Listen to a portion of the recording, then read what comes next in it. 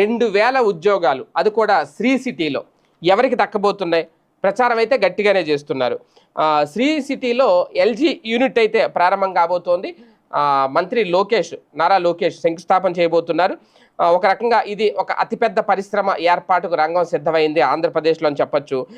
ప్రసిద్ధ ఎలక్ట్రానిక్ సంస్థ ఎల్జీ 5,001 కోట్ల పెట్టుబడితో తిరుపతి జిల్లా శ్రీ సిటీలో ఒక తయారీ యూనిట్ని మరొక 839 కోట్లతో 5 అనుబంధ యూనిట్లను ఏర్పాటు చేయబోతున్నారు.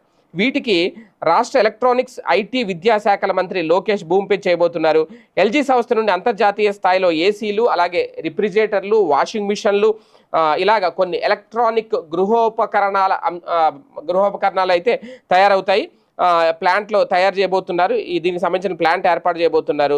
3 ఏళ్లలో వివిధ దశల్లో మొత్తం దాదాపు 5,000 కోట్ల పెట్టుబడులు అయితే పెట్టబోతున్నారు. దీని ద్వారా 2,000 ఉద్యోగాలు వస్తాయని చెప్పి ఎల్జీ